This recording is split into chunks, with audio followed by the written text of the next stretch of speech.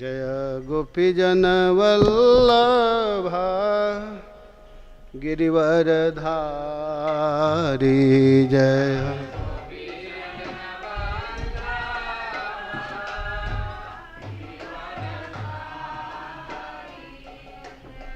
यशोदानंदन ब्रजजनरंजन यशोदा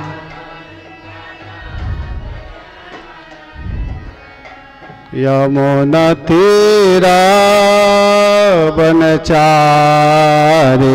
यमुना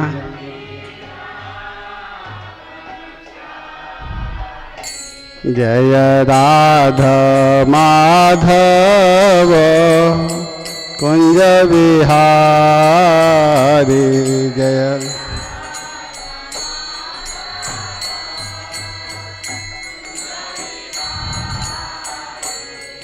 हरे कृष्णा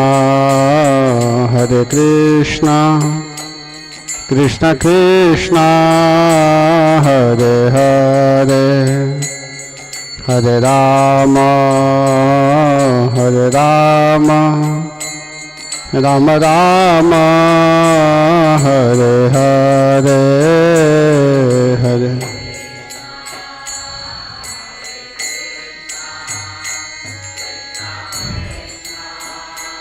हरे हरे हरे राम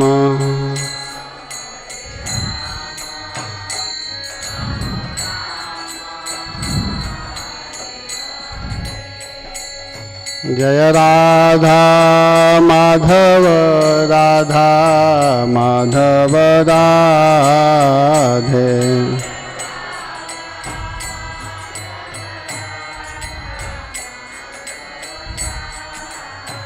जय जय प्रभुपाद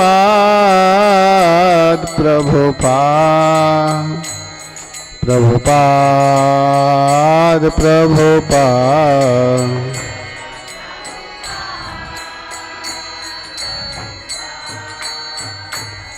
प्रभुपाद प्रभुपाद।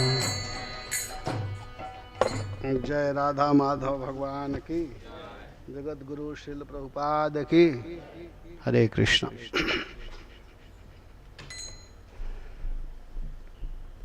नमोऽयं विष्णुपादाय कृष्णप्रेष्ठाय भूतले श्रीमते भक्तिवेदांत स्वामीति नामिने।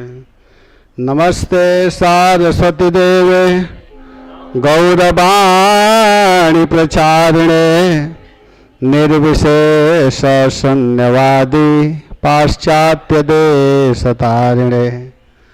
वंदेहं श्रीगुरोः श्रीयुतपदकमलं श्रीगुरोन् वैष्णवांश्च श्रीरूपं साग्रजातं सहगण रघुनाथान्वितं तं सजीवं साद्वैतं सावधूतं परिजन सहितं कृष्ण चैतन्य देवं श्रीराधा कृष्ण पादान् सहगण ललिता श्री विशाखान्वितांश्च। हे कृष्ण करुणा सिंधु दीनबंधो जगत्पते गोपेश गोपिका कांत राधा कांत नमस्तुते। तप्त कांचन गौरांगी राधे वृंदावनेश्वरी वृषभानुसुते देवी प्रणमामि हरिप्रिये। जय श्री कृष्ण चैतन्य प्रभु नित्यानंद श्री अद्वैत गदाधर श्रीवासादि गौर भक्तवृंद। हरे कृष्णा हरे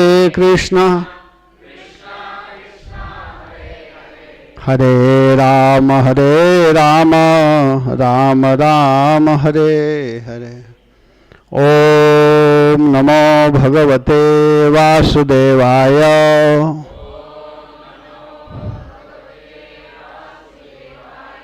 ओम नमो भगवते वासुदेवाय।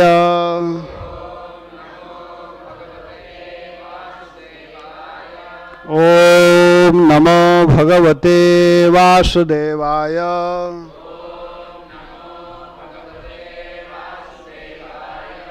हरे कृष्णा।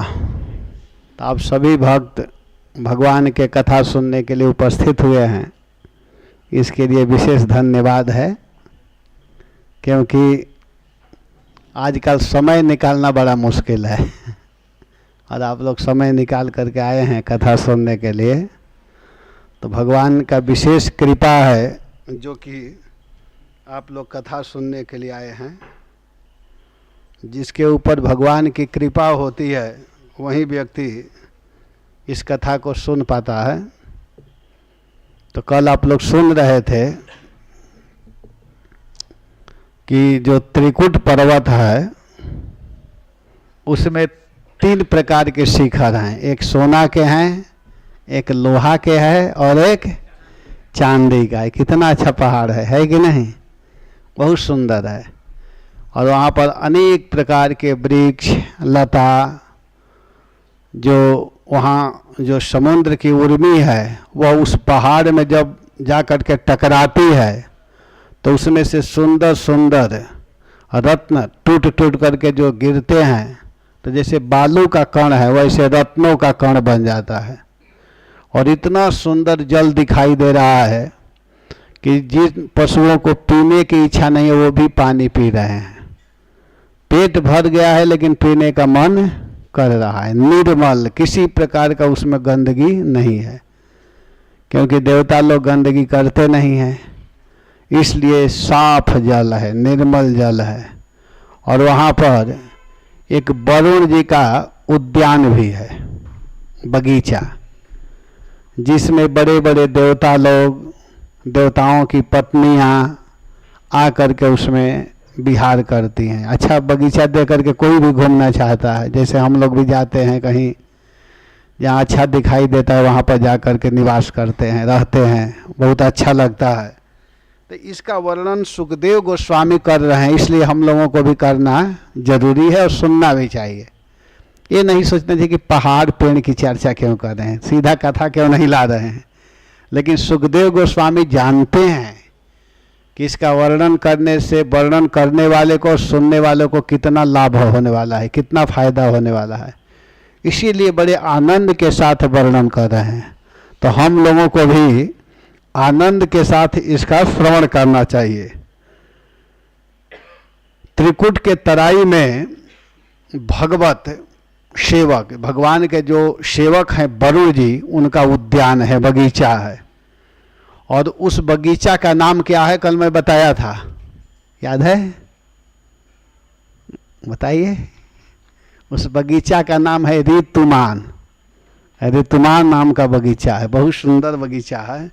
और उसमें देवांगनाएं, जो देवता की पत्नियां हैं, स्त्रियां हैं, वे सब आकर के बड़े आनंद के साथ में उसमें विहार कर रही हैं। इतना सुंदर वो बगीचा है कि स्वाभाविक विहार करने का मन कर रहा है। देवताओं की पत्नियां, देवगण, सब लोग आते हैं, सब लोग चाहते हैं कि कुछ दिन निवास किया जाए। जैसे गोकुल धाम में जाते हैं तो रहने का मन करता है कि नहीं, है कि नहीं? गोकुल धाम बहुत अच्छा है, मैं जहाँ भी जाता हूँ इसका वर्णन करता हूँ। मैं कहता हूँ कि वहाँ महाराज ने एक बहुत सुंदर स्थान बनाए हैं जहाँ की बहुत अच्छा लगता है। गोकुल धाम में जो भक्त लोग हैं उनको अच्छा लगता है कि नहीं? वैसे ही ऋतुमान नाम का जो उद्यान है उसमें देवताओं की पत्नियां जब आती है तो उसमें से जाना ही नहीं चाहती, इतना अच्छा लगता है। देवता लोग कहते हैं चलो ज़्यादा दिन हो गए, छोटी का समय बीत रहा है, फिर भी वो लोग कहते हैं थोड़ा और रुकिए ना, रहिए, बहुत अच्छा है। और इसके बाद में उस वन का वर्णन करते हुए कह रहे कि सर्वतोलंकृतम दिव्यैहि नित्यम पुष्प फलद्रुमयि मंदारैः पारिजातैश्च पाटला शोक चंपकैः। कह रहे हैं कि उसमें सब तरह से अनेक प्रकार के वृक्ष हैं, एक ही वृक्ष नहीं है, अनेक प्रकार के वृक्ष हैं। और ये सारे वृक्षों में फल लगे हुए हैं और कुछ वृक्ष फूल वाले हैं तो उसमें फूल लगे हुए हैं। ऐसा नहीं कि बिना फल फूल के, किसी में फल है, किसी में पुष्प है और उससे वह वृक्ष लदे हुए हैं। बहुत सुंदर लग रहा है। उस उद्यान में मंदार, मंदार का वृक्ष है, पारिजात, गुलाब, अशोक, चंपा, तरह तरह के अनेक प्रकार के आम लगे हुए हैं, बहुत प्रकार के आम हैं, कटहल, आमरा, सुपारी, ये सब पवित्र वृक्ष होते हैं। सुपारी का वृक्ष बड़ा पवित्र माना जाता है। सुपारी, नारियल, खजूर, बिजौरा, महुआ, शाखू, तमाल, यहाँ वर्णन है च्यूतई, प्रियालय, पनसई, श्लोक में ऐसा वर्णन है।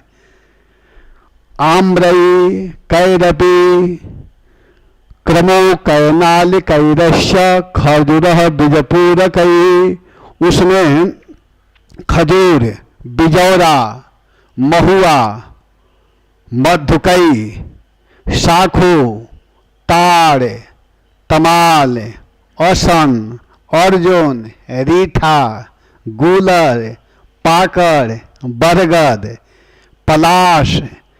पलाश वृक्ष का भी बड़ा महत्व है और उसका फूल का महत्व नहीं है।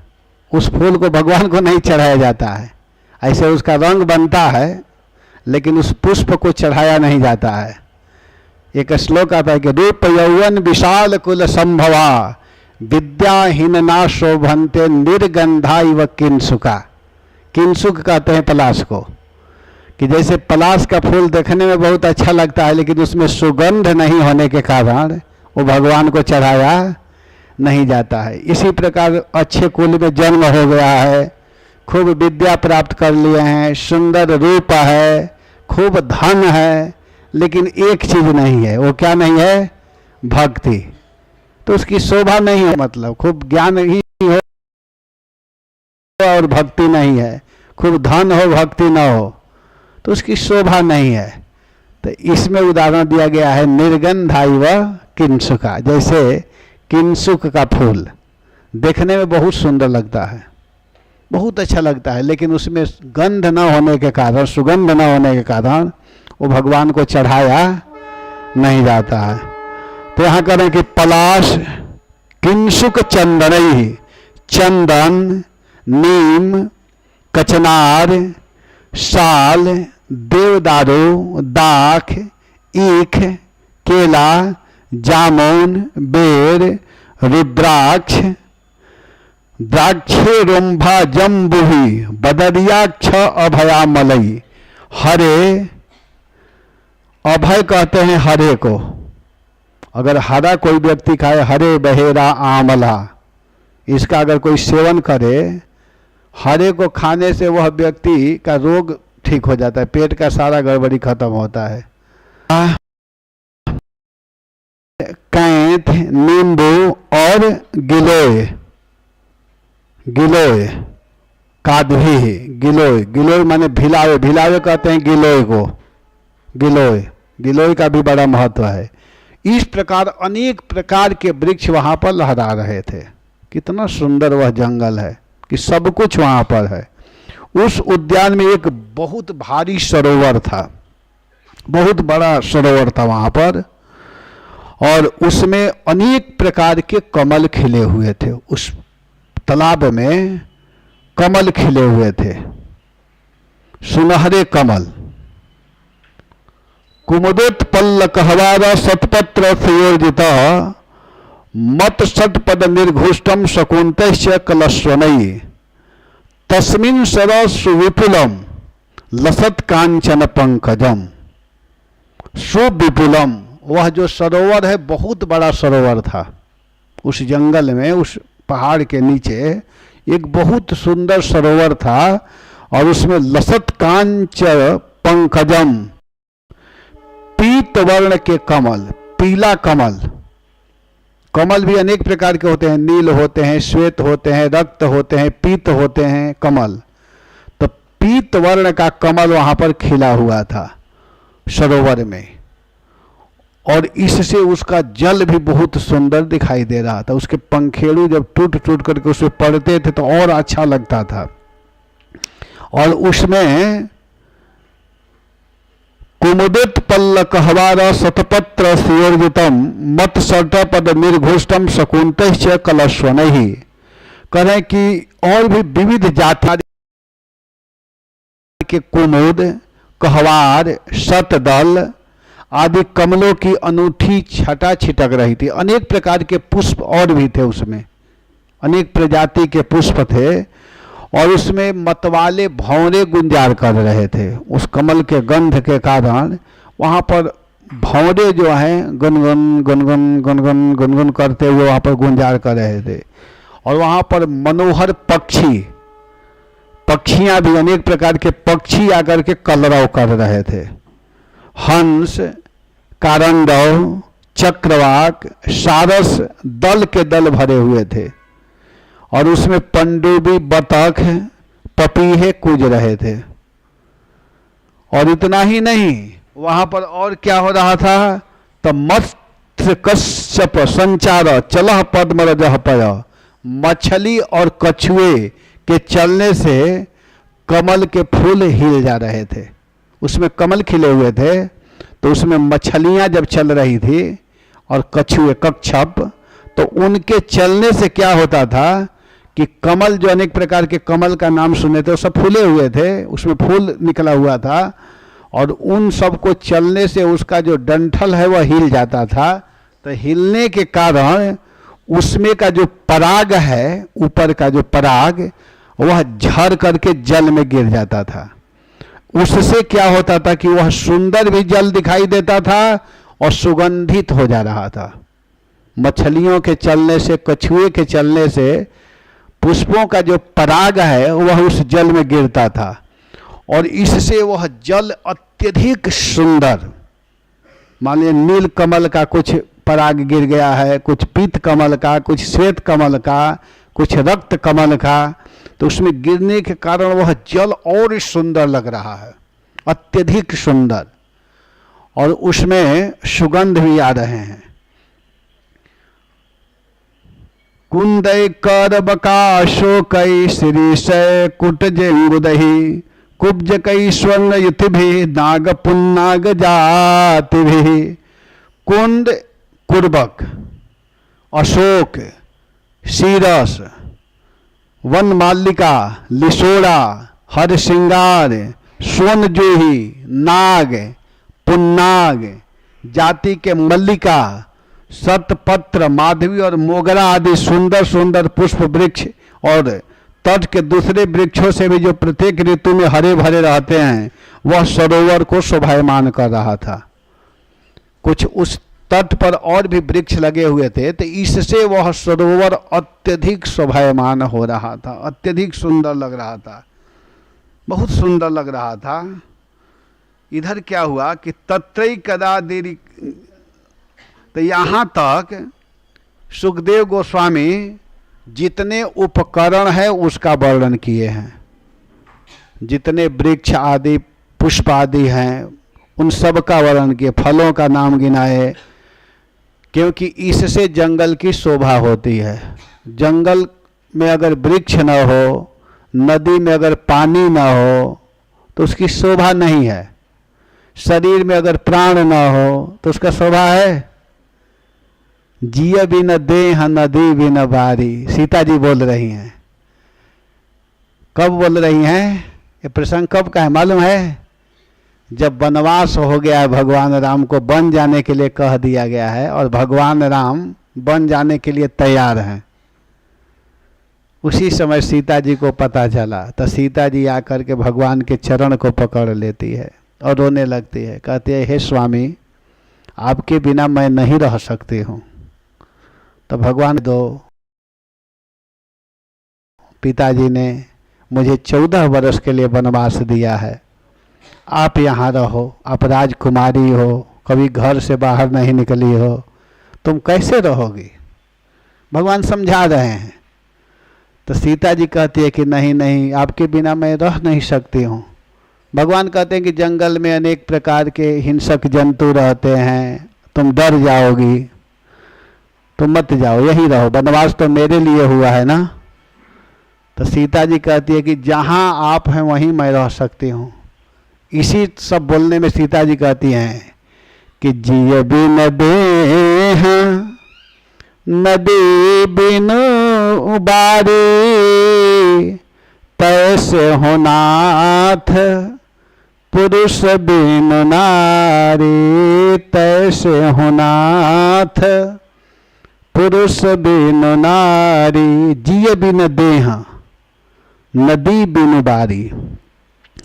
जैसे शरीर में अगर प्राण न हो तो शरीर का कोई महत्व नहीं है, कितना हो सुंदर शरीर क्यों न हो।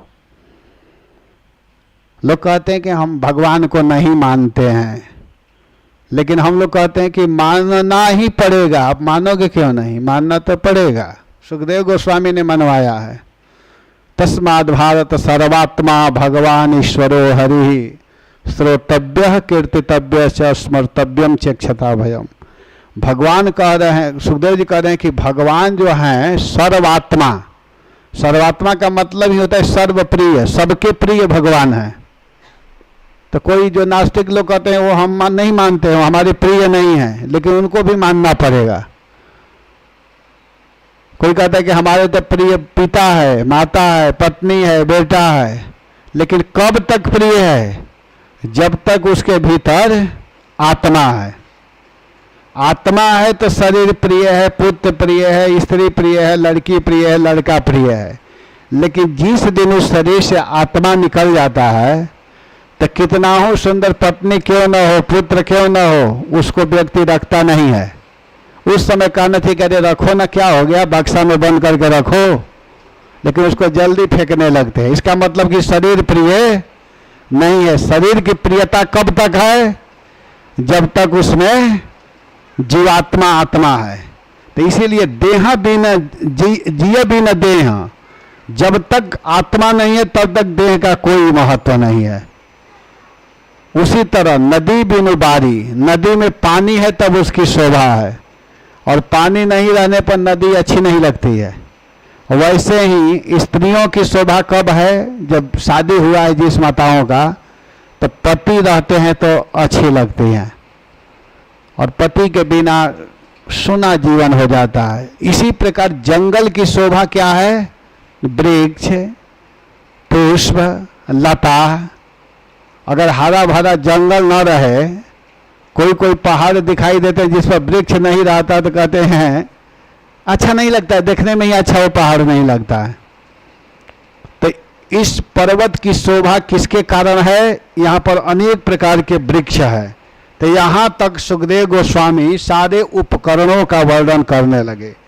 इसके बाद कहते हैं कि देखो, तत्रैकदा तद्गिरिकाननाश्रयः करेणुभिवारणयोऽथ पश्चरन्, सकण्टकानके चकवेणुवेत्रवद् विशालगुल्मं प्ररुजन् वनस्पतिं। कह रहे हैं कि उस पर्वत में, उस जंगल में, वह जंगल बड़ा घना घोर था, भयंकर जंगल था, और उस जंगल में हथिनियों के साथ में एक गजेंद्र निवास करता था। अब यहाँ से कथा प्रारंभ कर रहे हैं सुखदेव जी। कह रहे हैं कि उस जंगल में एक गजेंद्र रहते थे, गजराज। गजेंद्र का मतलब है जितने हाथी हथिनी है उनके राजा, गजों के राजा गजेंद्र या गजराज उसमें निवास करते थे। वह जो गजराज थे वे बड़े बड़े शक्तिशाली हाथियों के सरदार थे, एक से एक हाथी थे शक्तिशाली। उन सभी हाथियों के वह सरदार थे, क्योंकि तद्गिर का नान आश्रय। कह रहे हैं कि वह उस हाथी का घर था, उस वन में गजेंद्र रहता था, और वह जंगल जो था वह तद्गिरी कानन आश्रय, उस गजराज का वही आश्रय था। आश्रय माने घर, कानन, वह जंगल ही उसका घर था। करेणु भी वारण यूथप, और हाथियों के युद्ध का नायक जहाँ भी घूमता था उसके साथ में अनेक हथिनिया, उसकी जो पत्नियां हैं वे सब घुमा करती थी। वो अकेले नहीं चलता था।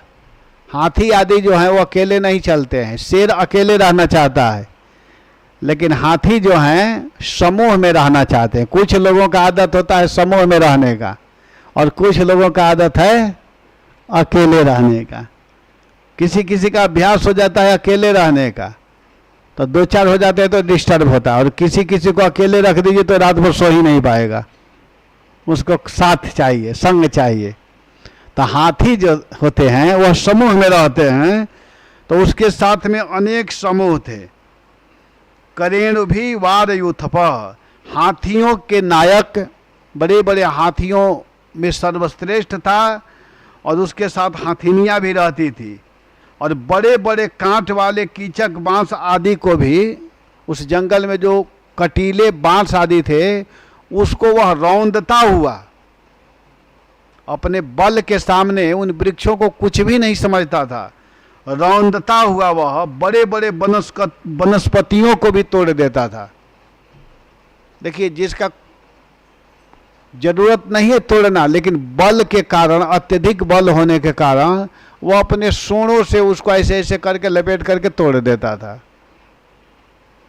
अपने बल के सामने किसी को कुछ नहीं समझता था। जिसे उसको नहीं खाना है उसको भी तोड़ देता था, उसको भी बर्बाद कर देता था, उसको भी रौंद देता था। ये भी एक अपराध है, समझिए। जिसकी आवश्यकता है, जितना वस्तु चाहिए उतना ही प्रयोग करना चाहिए व्यक्ति को। ये नहीं कि फालतू उसको बर्बाद करो। जैसे जल को ही लीजिए या पानी को ले लीजिए, तो पानी अगर कुआं से निकाल करके अगर प्रयोग करना हो किसी भी व्यक्ति को, अगर जल 20 फुट 25 फुट नीचे से पानी निकालना हो बाल्टी से, तो एक बाल्टी में ही काम हो जाएगा, है कि नहीं। लेकिन अगर नल से प्रयोग करना है तो अगर 1 लोटा की आवश्यकता है तो 1 बाल्टी बर्बाद करते हैं, ब्रश करते हैं और टोटी को खोल देते हैं, वो पानी गिर रहा है। ये नहीं पता है कि भगवान के संपत्ति को हम बर्बाद कर रहे हैं। ये भी एक अपराध है, ये बहुत बड़ा अपराध है। पानी के बिना, इसी बेलगांव में ना मैं सुना था एक बार पानी सूख गया था, है कि नहीं। पानी कैसे बचाया जाए इसके लिए शिविर लगाया गया था, है कि नहीं। पानी का कितना महत्व, जल ही जीवन है, जल को बचाना चाहिए। हम लोग देखते हैं वृंदावन में तो प्रायः देखते हैं कि बंदर खोल देते हैं, टोटी में पानी गिर रहा है। तो और लोगों को तो मैं नहीं जानता हूँ, लेकिन मैं जब जाता हूँ देखता हूँ बात हुआ तो उसको बंद कर देता हूँ ऐसे, क्योंकि पानी फालतू बेचारों को खोलने आता है, बंद करने नहीं आता है बंदरों को। बंदर बहुत चालू है वृंदावन के, और कुछ पॉइंट पर अच्छा भी करते हैं। एक दिन मैं देख रहा था, जा रहा था केसी घाट के तरफ, ऐसे ही पैदल जा रहा था, तो देखा कि एक घर के ही 2-3 माताजी और लड़कियां थी, 2-4 पुरुष भी थे, और 2-3 बंदर आए एक साथ, और 3 लड़कियां अपने हाथ में इतना बड़ा बड़ा मोबाइल ली थी, और तीनों का मोबाइल ले लिए। पहले तो मोबाइल लिए और एक का चश्मा भी निकालिए, पता नहीं ग्रुप बना करके आए होंगे बंदर भी, और एक पर्स ली थी उसको भी ले लिए, और ले करके सीधा परिक्रमा मार्ग में केसी घाट के पास में एक बिल्डिंग है, आचार्य पीठ लिखा हुआ, जो चैतन्य महाप्रभु के बैठक से आगे इमली ताला और केसी घाट के बीच में, और ले करके वे लोग सब ऊपर चढ़ गए। अब हाय हाय हाय हाय कर रहे हैं, फ्रूटी लेकर के कुछ लोग तो खड़े ही रहते हैं, उन लोग को तो मालूम है कि इसका दवाई क्या है। और मैं भी रुक गया, आराम से देख रहा था। मैं देख रहा था कि हो क्या रहा है, वो बंदर क्या कर रहे हैं। बहुत बुद्धिमानी का काम उस दिन बंदर किए। जितने फ्रूटी फेंकते गए उसको लेते गए, लेकिन मोबाइल नहीं दे रहे हैं। वो लोग सोचे कि एक फ्रूटी देने से हम मोबाइल दे देंगे, वो मोबाइल नहीं दे रहे हैं। वो लोग एकदम जितना ऊपर जा रहे हैं वो लोग छटपटा रहे हैं। इसके बाद में हुआ क्या कि पहले तो सारा फ्रूटी ले लिए, अब कितने लोग आ गए, कुछ महात्मा लोग भी दौड़ रहे हैं। मैं कुछ नहीं कर रहा हूँ, मैं देख रहा हूँ। मैं इसलिए देख रहा था कि अच्छा कर रहे हैं, लोग मोबाइल लेकर के घूम रहे हैं। घर में रखना चाहिए, नहीं तो सुरक्षित रखना चाहिए। तो वो क्या किए बंदर कि ऊपर ले जा करके पहले तो फ्रूटी मोबाइल को साइड में रख दिए, और बड़े प्रेम से फ्रूटी पी रहे हैं। कभी कभी अपने मुंह का ऐसे ऐसे कर रहे हैं, दिखा रहे हैं, और अंत में क्या किए, लग रहा है कि उन लोगों को ट्रेनिंग दिया गया है। और बंदर क्रमशः ऊपर से मोबाइल नीचे गिराए, एकदम ऊपर 3 मंजिल, आप लोग को कभी दिखाऊंगा, बहुत ऊंचा वो जगह है, उस पर से गिराए, सारा मोबाइल फूट गया। और जो बैग था उसको खोल करके उसमें कुछ आईडी भी थे, उसको ऐसे करके आईडी को गिरा रहे थे, उसको बंदर उसको फाड़ते गए। मतलब किसी काम का नहीं छोड़े, तीनों मोबाइल किसी काम का नहीं हुआ।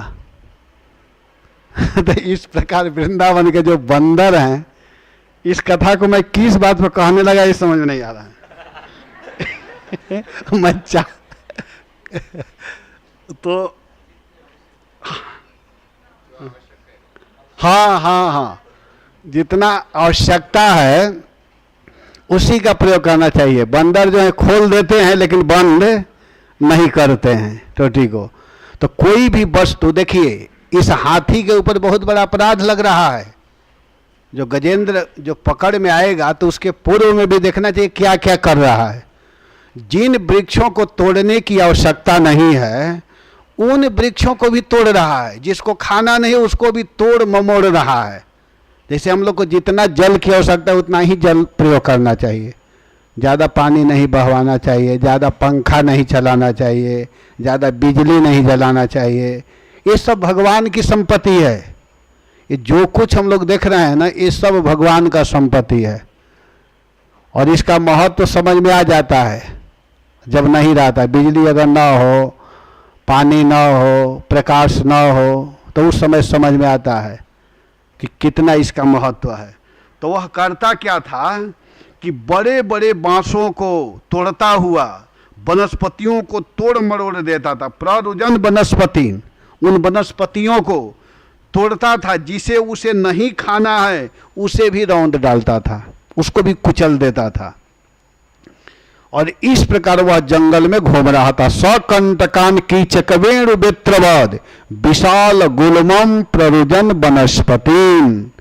वह आनंद के साथ में अपने पत्नी और बच्चों के साथ में, ग्रुप के साथ में वह घूम रहा था। हाथी चल रहा था बड़े आनंद के साथ में, उसको किसी प्रकार का कोई भय नहीं है, कोई डर नहीं है, निर्भय होकर के वह विचरण कर रहा था। यद गंध मात्राद हरयो गजेंद्रा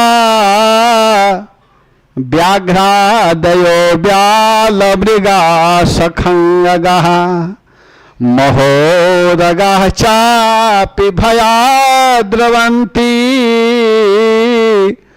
सगौर कृष्णः सरभाश्च मर्यः। यद गंध मात्राद हरयो गजेंद्रा, उसके गंध मात्र से जब वह गजेंद्र चलता था तो उसके आवाज से, अर्थात उसके भय के कारण जंगल में जितने बड़े बड़े जीव रह रहे थे, बड़े बड़े जो थे, जैसे बाघ, गैंडे, सिंह भी, बाघ भी, बड़े बड़े हिंसक जंतु, नाग, काले और गोरे रंग के जो सरभ होते हैं, फिर नीलगाय जिसको चामरी गाय आदि भी कहते हैं, वे लोग उसके आवाज सुन करके, वो जब चलता था तो एकदम मतवाला होकर के चलता था, और उसके चलने से उसका आवाज दूर से पड़ते ही ये सब उसके भय के मारे भाग जाते थे। सिंह भी भाग जाता था। सिंह, बाघ, नाग, ये सब बड़े बड़े जो जीव हैं, बड़े बड़े जो जंतु पशु हैं, वे सब वहां से उसके भय के कारण भाग जाते थे, सब भाग जाते थे। लेकिन उसमें जो छोटे छोटे जीव हैं, बड़े बड़े जीव तो उसके भय से भाग जाते थे। और वृका बराहा महिषस्य शाल्या गोपुक्ष शाला वृकमर्कटाक्ष अन्यत्र क्षुद्रा हरिणाश सादय चरंत्य भीता यदनुग्रहेण। और जो छोटे छोटे जीव हैं वे बड़े आनंद के साथ में वहां विचरण कर रहे थे। उन सबको उससे भय नहीं था, उन लोगों को कुछ नहीं करता था। हाथी जैसे खरगोश हुआ, बंदर हुए, ये सब छोटे छोटे जो जीव थे जंगल के, वे बड़े आनंद के साथ निर्भय पूर्वक उसमें विहरण करते थे। लंगूर, जंगली कुत्ता, बंदर, शल्य, सुअर, भेड़िए, ये सब जो छोटे छोटे जीव हैं वे निर्भय होकर के विचरण करते थे। उन लोगों को उससे कोई भय नहीं था, अथवा वो उन सबको कुछ भी नहीं बोलता था, कुछ नहीं करता था। तो कुछ लोगों को तो आनंद था उसके कारण, और कुछ लोग डिस्टर्ब रहते थे। जो बड़े बड़े हिंसक जीव हैं वे सब उसके भय के मारे भाग रहे थे। और उसके पीछे पीछे जब वो चलता था तो उसके पीछे पीछे जितने उसके पत्नी बच्चे हैं, छोटे छोटे बच्चे दौड़ रहे थे।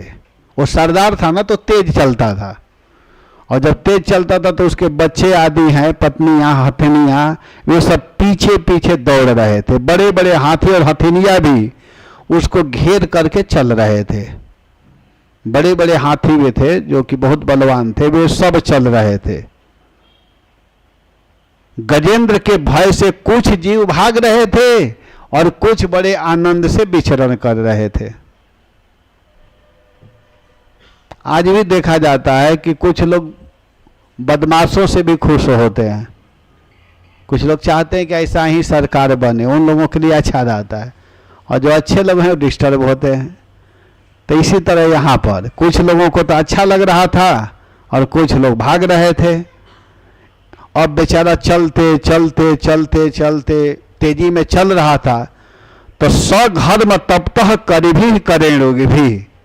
अब चलते चलते क्या हुआ कि कभी कभी क्या होता है कि धूप इतना तेज निकलता है, इतना तेज निकलता है कि सारा धूप का प्रकाश अगर एक जगह पड़ता है तो लगता है कि जला देगा।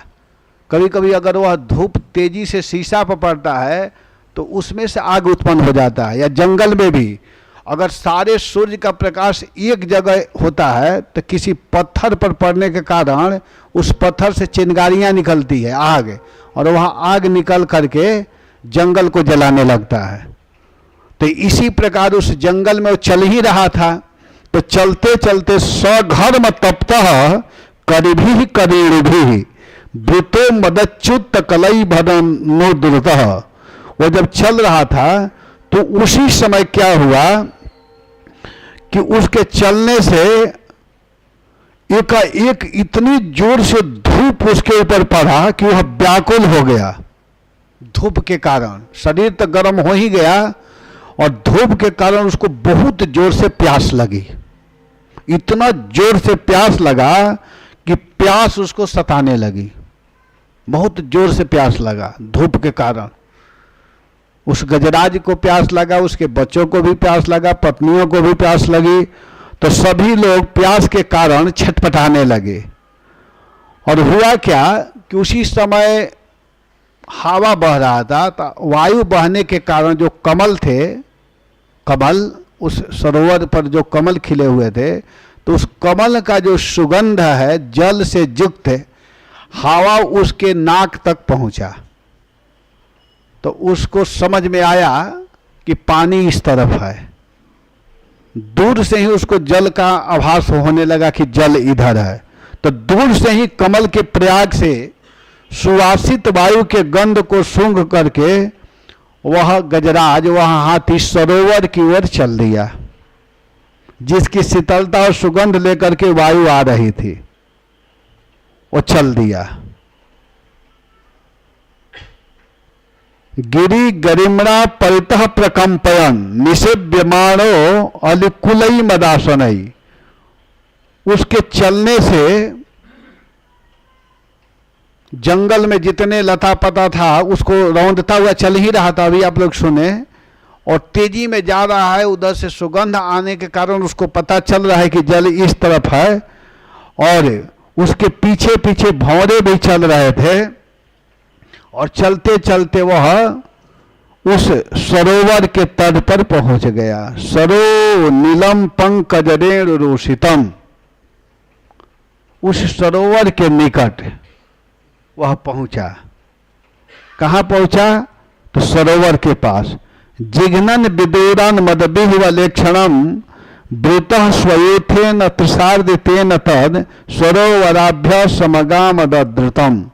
दूर से ही वह समझ चुका था और समझने के कारण उस सरोवर के तट पर वह गजराज अपने बच्चे पत्नियों के साथ में वहाँ पर गया। और वहाँ जाने के बाद में अब क्या करता है कि जब वहाँ पहुँचा, देखिए किसी भी व्यक्ति को प्यास लगता है तब अनुभव होता है, तब उसको पानी का महत्व समझ में आता है। आप लोग ट्रेन में यात्रा किए हैं जनरल बोगी में? बताइए, आप लोग जनरल बोगी में गए हैं कभी? और खास करके बिहार और यूपी में जाएंगे तब तो समझ में आएगा। बिहार और यूपी, मैं अभी की बात बता रहा हूँ। अभी मैं 1 महीना 1.5 महीना पहले उधर से बिहार से कथा करके आ रहा था, कटिहार से। तो मैं टुंडला तक आया ट्रेन में, और टुंडला के बाद टुंडला तक ही हमारी टिकट था। इसके बाद वहाँ उतरा तो मैं बस पकड़ने जा रहा था वृंदावन के लिए। तब तक अनाउंस करने लगे कि एक ट्रेन आ रही है, वो आगरा तक जाएगी। तो जहाँ उतरा वहीं अनाउंस कर रहा था, तो मैं कहा चलो इसी में चढ़ता हूँ।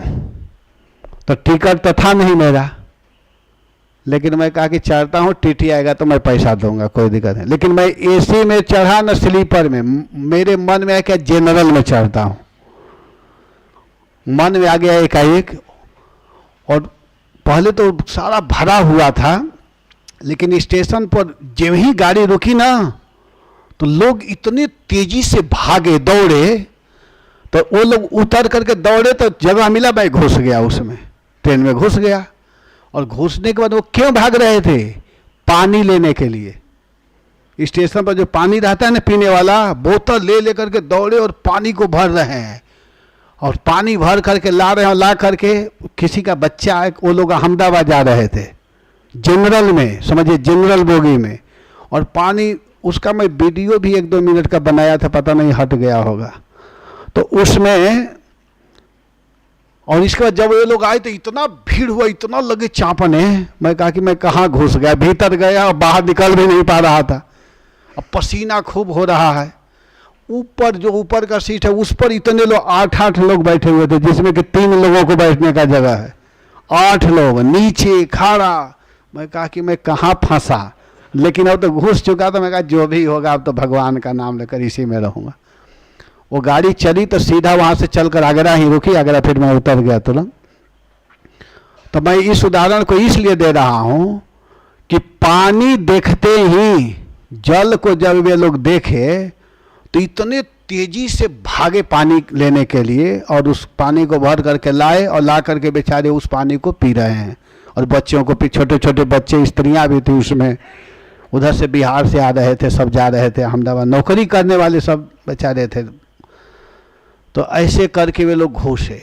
तो इसी प्रकार यहाँ पर गजेंद्र क्या किया कि गजेंद्र सबका मालिक है, राजा है। जैसे वो लोग मालिक लोग, घर के जो क्या बोलते हैं, घर के जो मेन होते हैं उनको क्या बोलते हैं?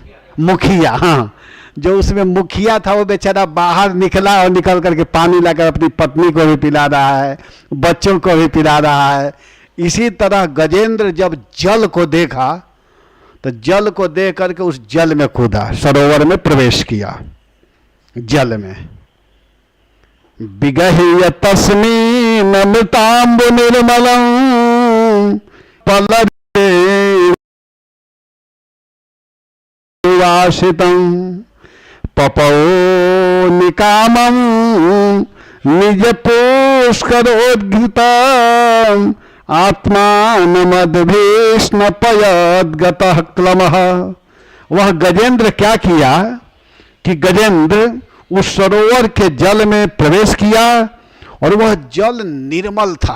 पहले से ही आप लोग सुन रहे हैं कि उस वहाँ का जल जो है सुवासित और निर्मल। तो उस निर्मल जल में प्रवेश किया, और वह जल अमृत के समान था, सुस्वादु। रंग कैसा था? सुनहरा। सद जो कमल के पुष्प गिरे हुए थे, उस पुष्प के कारण वह सुनहरा जल दिखाई दे रहा था। केसर से वह जल महक रहा था। गजेंद्र घुसा और घुस करके कि पहले तो भर पेट पानी पिया,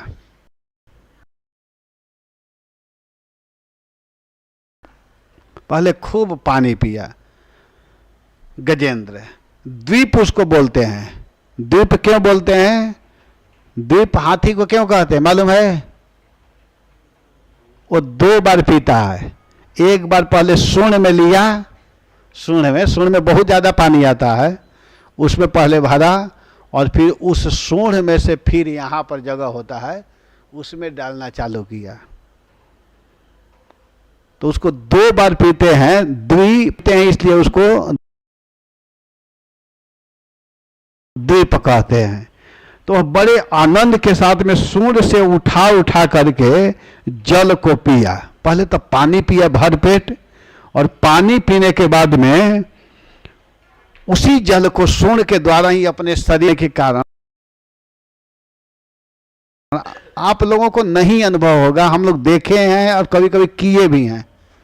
अभी वृंदावन में एक काम कर रहा था मिस्त्री, इतना गर्मी पड़ रही थी अभी जून के महीना में, तो क्या किया कि सीधा पानी गिराया अपने शरीर पर, और जो भीतर का गंजी पहनते हैं उसको पानी में डुबो करके उसी को पहन करके तब काम कर रहा है। बताइए, गर्म शरीर हो गया था तो उसको ठंडा करने के लिए। तो उसी तरह वह हाथी गजराज जल में स्नान करके अपना थकान मिटाया। स्नान करने से भी थकान मिट जाता है, इसीलिए स्नान करना चाहिए। और कितने बार करना चाहिए? 3 बार। 3 बार नहीं कर सकते तो कम से कम 2 बार, और एकदम जो नहीं करने वाले हैं उनको कम से कम 1 बार तो कर ही लेना चाहिए। 1 बार तो जरूर कर लेना चाहिए। लेकिन कुछ लोगों का नियम है कि साल में 1 ही बार करते हैं, 1 बार या ज़्यादा से ज़्यादा 2 बार करते होंगे, या हफ्ता में 1 बार करते होंगे। लेकिन स्नान करने से थकान दूर हो जाता है। आधा बीमारी तो स्नान करने से ही ठीक हो जाती है, दूर हो जाती है। तो स्नान करके अपनी थकान मिटाया। पहले वो हाथी पहले अपना थकान दूर किया, पहले सबसे पहले उसमें प्रवेश किया और प्रवेश करके जल पिया। कितना सुंदर वह जल है, निर्मल जल है। कल मैं बता रहा था जल के विषय में। ऐसे जल पीने से शरीर सही रहता है। तो ऐसे जल को पिया, और इसके बाद में जब जल पी लिया तब क्या कर रहा है? जल पीने के बाद में स्वपुष्करेणो धृतसीकराम्बुधि, स्वपुष्करेणो धृतसीकराम्बुभि निपाययन् स्नन् पयान् यथा गृही घृणी करेणो कलभाश्च दुर्मदो नाचष्ट कृष्णम कृपयो जमायया। सुखदेव गोस्वामी कह रहे हैं कि हे राजन, हे महाराज, वह गजेंद्र गृहस्थ पुरुषों की भांति, गृहस्थों का उदाहरण यहाँ पर दिया जा रहा है, गृहस्थ की भांति मोहग्रस्त होकर के, आसक्त होकर के, और को नहवाने लगा और पिलाने लगा जल। गृहस्थ की बात, गृही कहते हैं गृहस्थ को। आसक्ति के कारण उस हाथी की जो पत्नियां हैं वह स्वयं पानी पी सकती है, स्वयं स्नान कर सकती हैं, ऐसा नहीं कि वो लोग नहीं कर सकती हैं। लेकिन जो आसक्त होता है वह हाथी क्या किया कि अपने सूंड में पानी लेकर के अपने पत्नी के मुख में डाल रहा है। ये आसक्ति का पहचान है। जल ले करके अपने पत्नी को स्नान करवा रहा है, जल छिड़क रहा है। अरे बच्चों को पिला रहे तो चलो ठीक है, छोटे छोटे बच्चे हैं, उन लोगों को नहीं पीने आता होगा, पानी लेते होंगे, डालना था यहाँ इधर डाल देते होंगे, तो चलो भाई बड़ा है अपने बच्चों को पिला रहा है, यहाँ तक तो ठीक है, ये तो चलेगा, छोटे बच्चे हैं। लेकिन पत्नी को पिलाने की आवश्यकता क्या है? इतना आसक्त है इस पर। महाराज श्री बोल रहे थे, आज मैं सुन रहा था कथा, बोल रहे थे कि एक व्यक्ति वृंदावन में कृष्ण बलराम मंदिर में, गुरु महाराज कथा करते हुए बोल रहे हैं कि एक महाराज देख रहे थे, सामने की उदाहरण बताए कि एक स्त्री आई और जल्दी जल्दी वो चप्पल निकाली, कृष्ण बलराम दर्शन करने के लिए प्रवेश की, और तब तक पीछे पीछे उसका पति आया, उसका चप्पल उठाकर झोला में लिया, फिर मंदिर में प्रवेश किया। वो देख रहे हैं। पत्नी पहले आई, उसको ध्यान में नहीं है कि चप्पल कहाँ निकाल रहे हो, क्या कर रहे हो, लेकिन पति साहब पीछे पीछे जो आ रहे हैं उस चप्पल को उठा करके अपने झोला में रखे, तो उस पत्नी को मालूम होगा कि हमारा नौकर पीछे से आ रहा है वो केयर करेगा, इसीलिए वो निश्चिंत भी होगी, है कि नहीं। इतना आसक्त नहीं होना चाहिए, सेवा करना चाहिए, पत्नी का सेवा करना चाहिए, नियम है, गृहस्थ का धर्म है, पति और पत्नी का क्या संबंध है, कैसे रहना है, ये सब कुछ बताया गया है। लेकिन इतना आसक्त मत हो कि उसका चप्पल झोला में ले लो और भगवान का दर्शन से ज्यादा ध्यान दो चप्पल पर, इतना मत ध्यान दो। एक बार एक वृंदावन के प्रसिद्ध वक्ता कथा कर रहे थे, तो कह रहे थे, बहुत छोटा मैं था तभी सुना था, कह रहे थे कि ज़्यादा महंगा चप्पल पहन करके नहीं जाना चाहिए मंदिरों में। मैं कहा क्यों, क्या दिक्कत है भाई। अब अगला शब्द सुनना चाह रहा था कि क्या दिक्कत है, तो तुरंत बोले कि अगर ज़्यादा महंगा चप्पल पहन कर जूता जाएंगे ना तो भगवान से ज़्यादा ध्यान चप्पल पर रहेगा। तो ऐसा क्यों पहने हो कि ध्यान भगवान से हट करके वहाँ पहुँचे, वैसा पहन कर जाओ ही मत। सबसे तो अच्छा है कि बिना चप्पल जूता के जाओ। तो यहाँ पर कह रहे हैं सुखदेव गोस्वामी को उदाहरण क्या मिला कि जैसे गृहस्थ पुरुषों की भांति, जैसे गृहस्थ आसक्त होता है अपने परिवार में, बच्चों में, स्त्री में, वैसे ही गजेंद्र आसक्त था। और आसक्ति के कारण उसने क्या किया, मोहग्रस्त होने के कारण, आसक्त होने के कारण अपनी सूंड से जल की फुहारे छोड़ छोड़ करके साथ की हथिनियों को, हथिनियां माने उसकी पत्नियां, सीधा समझिए, अपने पत्नियों को और बच्चों को नहलाने लगा। चलो ठीक है, इतना प्रेम करा है तो नहवा रहा है, चलो भाई नहवाओ, कोई बात नहीं। लेकिन ऐसा स्नान करा रहा है कि अतिशय करने लगा। थोड़ा सा स्नान करना चाहिए और उसमें से निकल जाना चाहिए, लेकिन बार बार करा रहा है। यहाँ पर कह रहे हैं कि गृही का मतलब बता रहे हैं सुखदेव गोस्वामी कि जैसे गृहस्थ व्यक्ति अपने परिवार में आसक्त होता है, जैसे गृहस्थ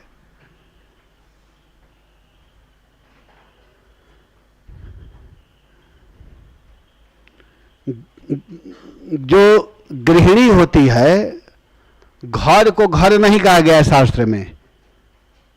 घर किसको कहा गया है, गृहिणी को। गृह न गृहम गृहमित्याहो गृहिणी गृह मुच्यते, कहा गया है कि घर को घर नहीं कहा गया है, गृहिणी को घर कहा गया है। घर का मतलब ही होता है पकड़ने वाला, जो आपको पकड़ा रखे, पकड़ करके रखे, उसको घर कहते हैं। तो घर उतना नहीं पकड़ता है, पकड़ती कौन है, गृहिणी। तो जो पकड़ती है उसको घर कहते हैं। आप कहीं भी जाइए, कितना हो दूर रहिए, लेकिन आप क्या करेंगे, शाम को घर पहुंचेंगे, घर पहुंचेंगे, या कहीं भी रहेंगे वहीं से आपका चिंतन होता रहेगा। इसीलिए गृहिणी को घर कहा जाता है। घर कितना हो सुंदर हो और उसमें गृहिणी ना हो तो वह अच्छा नहीं लगता है, लेकिन गृहिणी जब रहती है तो सुशोभित होने लगता है।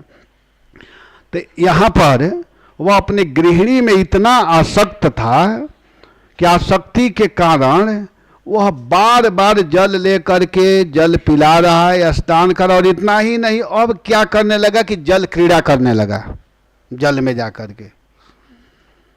ज़्यादा उत्पात करेंगे तो फिर तो आपके ऊपर संकट आएगा ही ना। अतिशय रगड़ करे जो कोई, अनल प्रगट चंदन सो होई। अगर ज़्यादा रगड़ करेंगे तो चंदन का काम है शीतलता प्रदान करना, लेकिन उसमें भी आग उत्पन्न हो जाता है। चंदन का काम आग उत्पन्न करना नहीं है, लेकिन बार बार उसको घिसेंगे, रगड़ेंगे तो उसमें से भी आग उत्पन्न हो जाता है। तो इसी तरह वहाँ पर वह उत्पात करना चालू किया। हथिनियों और बच्चों के साथ में स्नान कर रहा है, जल छिड़क रहा है, कभी इधर फेंक रहा है, कभी उधर फेंक रहा है, कभी सूर्य में सूर्य मिला करके भीतर खींच करके जल विहार, जल क्रीड़ा करने लगा।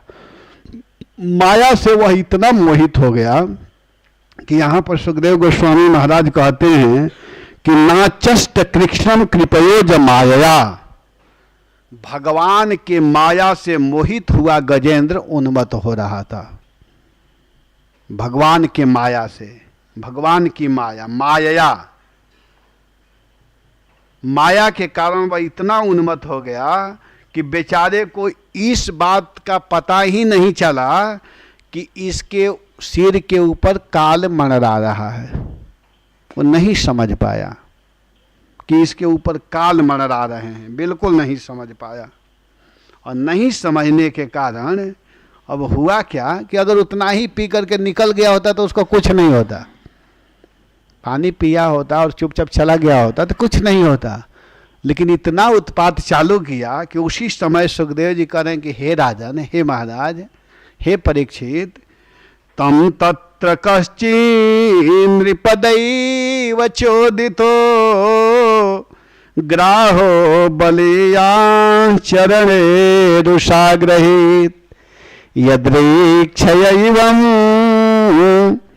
व्यसनं गतो गजो यथा बलम सोति बलो विचक्रमे। कह रहे हैं कि हे राजन, हे परीक्षित, हे नृप, गजेंद्र जिस समय उन्मत्त हो रहा था, मतवाला हो रहा था, उसी समय दैव चोदितः, दैव चोदितः माने भगवत प्रेरितः, दैव कहते हैं यहाँ पर भगवान को, तो भगवान की प्रेरणा से। अब देख लिए कि ज्यादा उत्पात कर रहा है, तो भगवत प्रेरितः, भगवान के प्रेरणा से ग्राहो, जो ग्राह था, पहले भी ग्राह था ना, तो पहले ही पकड़ लिया होता, जब गया उसी समय पकड़ लिया होता, लेकिन तब तक नहीं पकड़ा जब तक भगवान की प्रेरणा नहीं हुई। लेकिन जब भगवान प्रेरणा किए कि अब यह अतिशय कर रहा है, अब इसको पकड़ना चाहिए, तो भगवत प्रेरणा से, भगवान के इच्छा से, दैव चोदित, दैव प्रचोदित, भगवत प्रेरणा से ग्राहो, उस जल में एक बलवान ग्राह रहता था। ग्राह मतलब समझ रहे हैं ना, मगर जो पानी के भीतर रहता है वह था। और वह क्या किया कि ग्राहो बलियान ग्राहो चरणों रुषा अग्रहित, क्रोध में होकर के, गुस्सा आया उसको, और क्रोध में आकर के उसके पैर को पकड़ लिया। सभी का पैर नहीं पकड़ा, पत्नी भी थी उसमें, बच्चे भी थे, लेकिन सबके चरण को वह नहीं पकड़ा। किसका चरण पकड़ा? गजेंद्र का, जो सरदार था, उसी के चरण को, पैर को पकड़ लिया। इस प्रकार अकस्मात विपत्ति में पड़ करके उस बलवान गजेंद्र ने जब एकाएक देखा कि मेरे ऊपर विपत्ति आ गई है, तो शक्ति के अनुसार छुड़ाने का प्रयास करने लगा, लेकिन छुड़ा नहीं सका, क्योंकि भगवत इच्छा से ग्राह पकड़ा था, अपनी इच्छा से नहीं पकड़ा था। भगवत इच्छा से पकड़ने के कारण रुषाग्रहित, रुषाग्रहित का मतलब है कि ग्राह ने देखा कि यह बड़ा देर से इस तरह जल में विहार कर रहा है। पहले उसको गुस्सा नहीं आया, कहा चलो भाई प्यास लगा है, जल है, पानी पीने के लिए ही है, पी लो, कोई बात नहीं, गर्मी है, स्नान कर लो, कोई बात नहीं, छोटे छोटे बच्चे हैं उनको भी पिला दो, कोई दिक्कत नहीं है। लेकिन अतिशय जब करने लगा, इस तरह जल में विहार कर रहा था, तो उसको क्रोध आया, तो उसने पकड़ लिया, चरण को पकड़ लिया, परंतु अपने इच्छा से नहीं पकड़ा, दैव प्रेरित, दैव चोदित। वास्तव में भगवान चाहते थे, भगवान की इच्छा थी कि ग्राह गजेंद्र के पैर को पकड़े, भगवत इच्छा से। भगवत मत को विदा आया एकादश स्कंद में कि जब भगवान के लड़कों को श्राप दिए ऋषि लोग, ऋषि लोग श्राप दिए, क्या दिए कि इसके गर्भ में लड़का है न लड़की है, इसके गर्भ में मूसल का टुकड़ा है, और इसी से सारे जदुवंशियों का संहार होगा, मारे जाएंगे। तो वहां पर प्रश्न है कि भगवान के लड़कों के साथ ऐसा क्यों हुआ? तो भगवत मत को विदा, भगवान चाह रहे थे कि ऐसा हो, तो भगवान के चाहने से ऋषि लोग भी श्राप दे दिए। तो यहाँ भी दैव चोदितः मतलब भगवत इच्छा हो रही है। भगवान चाहते थे कि गजेंद्र को ग्राह पकड़े। क्यों भगवान चाह रहे थे? इसलिए चाह रहे थे कि ये पकड़े और मैं आकर के इसका उद्धार करूं, मैं इसका कल्याण करूं। ये मेरा भक्त है। गजेंद्र कोई साधारण व्यक्ति तो थे नहीं। बाद में इस कथा को मैं बताऊंगा कि वो कौन थे, किस प्रकार इनके ऊपर कृपा हुआ। ये राजा थे एक, इनका नाम था इंद्रदुम्न, और अगस्त ऋषि का कृपा हुआ था। ये सब कथा है, बाद में 4 अध्याय में वर्णन है। तो यहाँ पर सुखदेव गोस्वामी कह रहे हैं कि भगवान चाह रहे हैं कि मैं आकर के यहाँ पर इस लीला को करूं। गजेंद्र लीला करना है ना भगवान को, ग्राह हरि रूप में आकर के इस लीला को करना है। तो इसलिए भगवान ने पकड़वाया। कश्चित शब्द से सुखदेव गोस्वामी कहते हैं कि कोई ग्राह बाद में इसके विषय में बताएंगे, माने कि ये कौन था। अति बल, जितने जानवर थे उनमें उसका बल बहुत ज़्यादा था। यथा बलम, अपने शक्ति के अनुसार छुड़ाने का प्रयास किया। जितने वहाँ पर हाथी थे, हथिनियाँ थी, बच्चे थे, सबसे ज़्यादा बल था और उस शक्ति के अनुसार छुड़ाने का प्रयास किया। जब पहले बार तो उसको लगा ना गजेंद्र को, जब शुरू में पकड़ा तो उसको यही लगा गजेंद्र को। गजेंद्र यही सोचा कि अरे ये मेरा पैर को पकड़ा है, इसमें क्या बल है, एक बार ऐसा करूँगा बाहर आ जाएगा। उसके मन में यही था।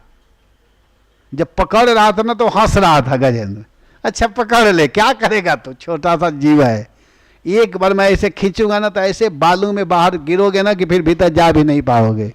उसके मन में यह था। अपने को बलवान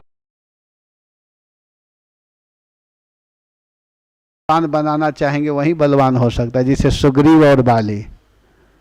सुग्रीव जब शुरू में गए तो बाली खूब हंस रहा था। भगवान कहे जाओ लड़ो, लेकिन जब वो गए सुग्रीव जी डर रहे थे बाली के भय से। लेकिन भगवान कहे जाओ गए, लेकिन जब एक गदा मारा ना तो सुग्रीव जैसे तैसे भागते हुए आया। कहा कि प्रभु मैं कह रहा था ना ये मेरा भाई नहीं है, ये मेरा काल है, आप हमको भेज रहे हैं मारने के लिए, आपको भी अच्छा लग रहा है। मैं भय के मारे इस जंगल में रहता हूँ, ऋषमुख पर्वत पर आता हूँ, और आज आप फिर गदा उसका लगवा ही दिए मेरे शरीर पर, बहुत चोट लगता है, आपको क्या पता है। तो भगवान हंसने लगे। भगवान कह रहे मैं नहीं समझ पाया, आप दोनों भाई एक जैसा दिखाई दे रहे थे, मैं नहीं समझा। कोई बात नहीं। भगवान अपना हाथ ऐसे फेरे, सारा दर्द ठीक हो गया। और भगवान एक अपना माला दिए और इसको पहना दिए। कहे अब जाओ। लेकिन सुग्रीव डर रहा है दोबारा जाने में भी। लेकिन भगवान कहे जाओ। और जब इस बार जा रहा है तो उसकी पत्नी समझा रही है तारा कि मत जाओ, मिला है उसके विषय में आपको पता नहीं है, ये कौन है। तो बाली का अरे तुम स्त्री, तुमको क्या पता है, तुम लोग इसी तरह डरती रहती हो। मेरे बल के सामने कोई टिक सकता है? अपने बल के सामने कोई समझ ही नहीं रहा था। उसको ये पता नहीं कि भगवान का हाथ उसके ऊपर हो गया है, ये नहीं समझ में आ रहा था। और जब इस बार गया तो इस बार जब लड़ना चालू किया, फिर भी बाली तो बाली था, मारना चालू किया तो अब सुग्रीव से थोड़े कुछ होने वाला है। तो भगवान देखे कि तो गड़बड़ हो जाएगा। तो भगवान ही छिप करके बाण, ऐसा बाण मारे कि सुग्रीव वहीं पर गिर पड़ा। अरे वो बाली गिर गया और गिरा, तब भगवान सामने आ गए और सुग्रीव भी खड़े हैं। तो बाली भगवान को देखता है और कहता है कि मैं बैरी सुग्रीव पियारो गुण कौन नाथ वहीं मारा। अरे प्रभु अगर आप कहे होते तो मैं रावण को तुरंत ला करके आपको दे दिया होता, और मैं बैरी हूँ, सुग्रीव प्यारा है, मुझ में कौन अवगुण है जिसके कारण आपने मेरा वध किया, मुझको मारा। तो भगवान कहते तुमको नहीं समझ में आ रहा है, तुम में कौन अवगुण है। भगवान बताए अनुज सुत भगनी सुतचारी, इन्हीं कुदृष्ट बिलोक तजेई, जो ऐसे लोगों को कुदृष्टि से देखता है उसको मारने से कोई पाप नहीं होता है। भगवान ऐसे बोलने लगे। तो अब बाली कहता, अच्छा आज भी मैं पापी हूँ, आपके सामने मैं हूँ और इसके बाद भी पापी हूँ। जन्म जन्म मुनि जतन कराई, अंत नाम मुख आवत नाही। जन्म जन्म तक मुनि लोग यत्न करते हैं और अंत में भी आपका नाम नहीं आता है। और प्रभु आज भी मैं आपके सामने मैं वही अपराधी, वही पापी हूँ। तो भगवान चुप हो गए, कहे कि बात तो सही कह रहा है। तो भगवान कहे कि ठीक है कोई बात नहीं, मैं तुमको जीवित कर देता हूँ। कहा नहीं नहीं, इस मृत्यु के लिए तो जोगी लोग तरसते हैं, बड़े बड़े ऋषि लोग तरसते हैं। जन्म जन्म मुनि जतन कराई, अंत राम मुखावत नाही। वही भगवान आज मेरे सामने खड़े हैं। आज तो मेरा सौभाग्य है, आज मैं आपके सामने शरीर छोड़ूंगा। प्रभु वास्तव में अगर कुछ देना चाहते हैं तो ये कृपा कर दीजिए। तो भगवान कहे क्या? तो यह मेरा बेटा है, इसको आप अपना बना लीजिएगा, अपना दास बना लीजिए, बस यही हमारी इच्छा है। और फिर अपना शरीर छोड़ दिया, त्याग कर दिया। तो भगवान जिसको बलवान बनाना चाहे उसको बलवान बना सकते हैं, और जिसको मरवाना चाहे कितना हो बड़ा बलवान हो मर सकता है। बस इतना कहना था मुझको। बाली जैसे व्यक्ति को भगवान मरवा दिए। तो यहाँ पर गजेंद्र को घमंड था कि मैं बहुत बड़ा बलवान हूँ। वो पहले शुरू में तो सोचा कि मैं एक झटका में ही अपने चरण को छुड़ा लूँगा, इस ग्रह में क्या रखा हुआ है। लेकिन उन्होंने नहीं छुड़ा पाया। वह छुड़ाने का प्रयास किया, लेकिन क्या हुआ कि वह जो ग्राह है इस प्रकार उसके चरण को पकड़ा था कि ऐसे करके पकड़ा कि अपना दांत भी उसके चरण में गड़ा दिया था ऐसे। और ऐसे करके जब पकड़ लिया तो छुड़ाने का प्रयास किया, लेकिन छुड़ा नहीं रहा है। तथा तुरमयो थपतिम करेणवो विक्रेष्यमाणं तरसा बलियसा बिचो कृशुर्दे नधियो परे गजहा पाषणी ग्रहास्तारयतो न चासकन। दूसरे हाथी जो थे उसकी पत्नियां, बच्चे, सभी लोग देखा कि हमारे स्वामी, हमारे पिता, हमारे पतिदेव के चरण को ग्राह पकड़ लिया है। तो सभी लोग घबरा गए और उन्हें बड़ा दुख हुआ और ये बड़ी विकलता से चिघाड़ने लगे। बहुतों ने उसे सहायता पहुंचा करके सभी लोग मिल करके उस गजेंद्र को बाहर निकालना चाहे। एक साथ सब लोग मिल गए, एक में एक सूंड मिला करके।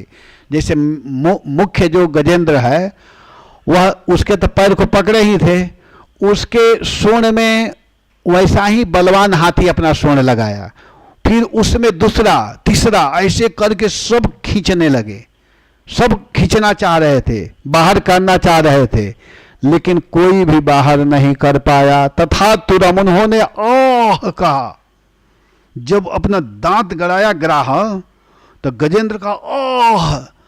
तो जब उनके साथियों ने देखा कि हमारे स्वामी तो बड़े कष्ट में हैं, तो सब लोग प्रयास किए लेकिन कोई भी बचा नहीं पाया। जब बड़े बड़े बलवान हाथी लोग नहीं बचा पाएंगे तो बेचारी कमजोर पत्नियां क्या बचाएगी? वो तो इसी तरह कमजोर होती हैं, है कि नहीं? वो क्या बचा पाएगी? लेकिन वे लोग भी प्रयास की और विचित्र हो। स्त्रियों को सबसे ज्यादा रोना आता है, जल्दी रोने लगती हैं। तो सब हा हा करने लगी, रोने लगी। अब इतना जोर से रोने लगी, पाषणी ग्रहा। पाषणी ग्रहा मतलब सभी हाथी सूंड में सूंड मिलाकर, पाषणी ग्रहा, पाषणी कहते हैं सूंड को, तो सूंड में सूंड मिलाकर खींच रहे थे, फिर भी कुछ नहीं कर पाते। क्यों नहीं कर पा रहे थे? क्योंकि भगवान नहीं चाहते थे।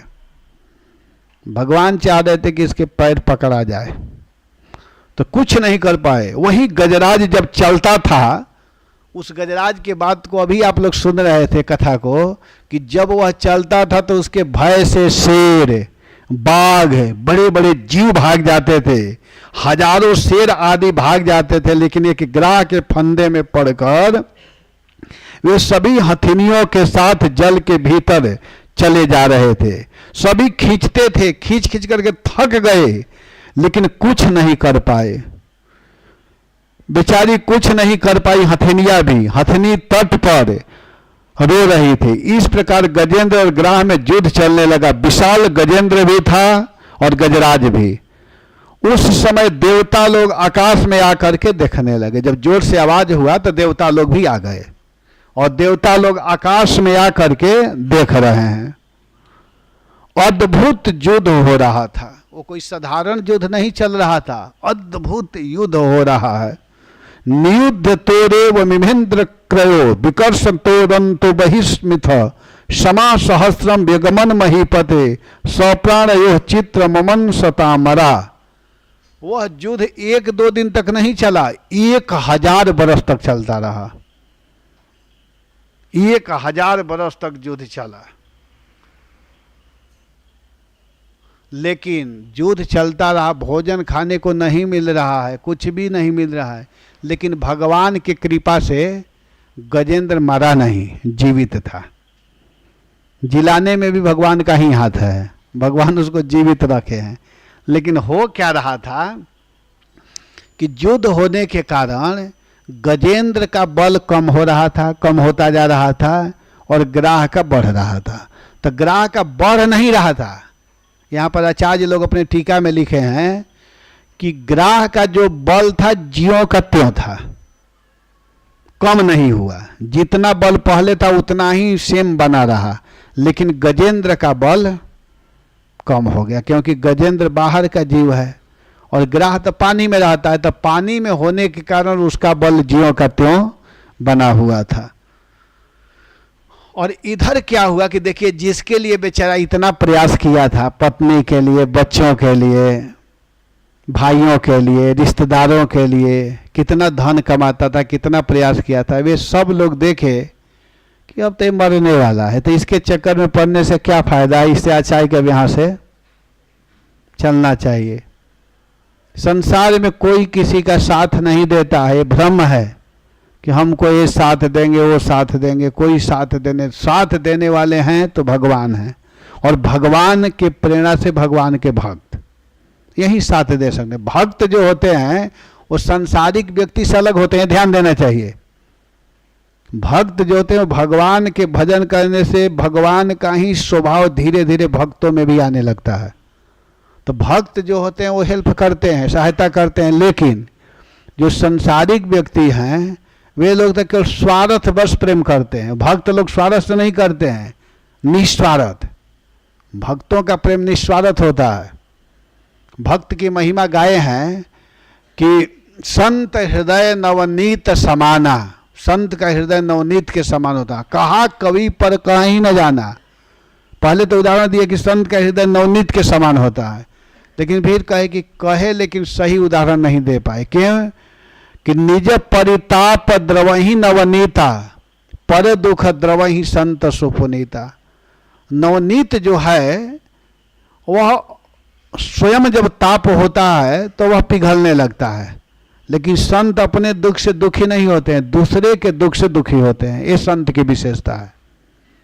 संत अपने दुख से दुखी ना होकर के कोई दूसरा दुखी होता है तो उसके लिए सोचने लगते हैं इसका कैसे भलाई होगा, कैसे हित होगा। ये स्वभाव क्यों आता है? क्योंकि ऐसा स्वभाव भगवान में है, और भगवान में स्वभाव है तो भगवान का भजन करता है, भगवान का नाम गाता है, भगवान के आश्रय में रहता है, इसलिए यह स्वभाव आने लगता है। हरे कृष्णा हरे कृष्णा।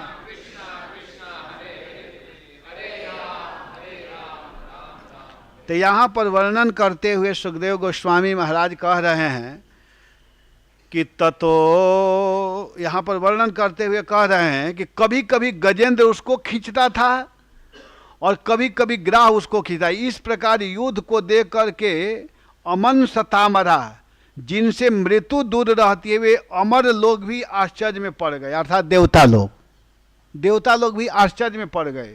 दोनों बिना खाए पिए लड़ रहे थे, परंतु ग्राह के लिए वह जो जल था वह घर था, परंतु हाथी के लिए वह परदेश था, बेचारा का घर तो था नहीं। इससे इनका बल घटता गया। ये टीका की बात मैं बोल रहा हूँ, आप लोग को सुना रहा हूँ, टीका में सब बात लिखी हुई है। बढ़ता हुआ का मतलब हुआ कि ज्यों का त्यों, मैं पहले ही बता चुका हूँ। हाथी का बल कम हो रहा था, वह उसका ज्यों का त्यों था, इसलिए उसको बढ़ता हुआ माना जा रहा है। विपरीत तो हो गया। काले न दीर्घः ततो गजेंद्रस्य मनोबलोजसा काले न दीर्घेण महान भूत व्ययः विकृष्य मानस्य जले वसादितो विपर्ययो भूत सकलम जलौकशः। काले न दीर्घः कह रहे हैं कि अंत में बहुत दिनों तक बार बार जल में खींचे जाने से गजेंद्र का शरीर शिथिल हो गया। बार बार खींचने के कारण उसका शरीर कमजोर पड़ गया। न तो उसके शरीर में बल रह गया और न मन में उत्साह रह गया। बार बार खींचने के कारण बेचारा हतोत्साहित हो गया, शक्ति भी क्षीण हो गई। इधर ग्राह का बल ज्यों का त्यों था, इसलिए उसकी शक्ति क्षीण होने के स्थान पर बढ़ गई। वह बड़े उत्साह से गजेंद्र को खींचने लगा, बड़े उत्साह के साथ में खींच रहा है। काले न दीर्घ खींचने लगा। तो सकलम, भगवान की व्यवस्था थी कि वह मेरा स्मरण करे। हाथी थे, हाथी बेचारे बचाने का बार बार प्रयास कर रहे थे, फिर भी बचा नहीं पा रहे थे।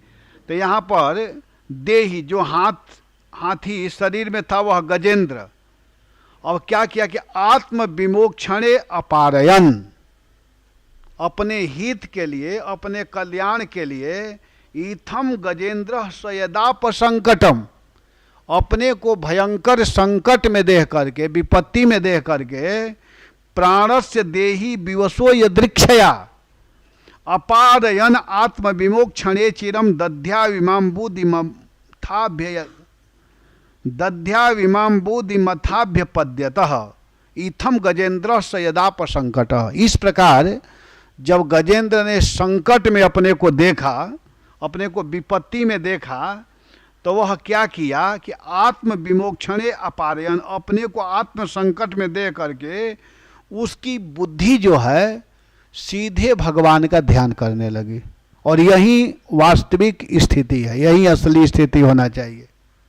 संकट आ जाए तो उस समय दूसरे का स्मरण नहीं करना चाहिए। कोई बचा नहीं सकता है, अगर बचा सकते हैं तो भगवान बचा सकते हैं।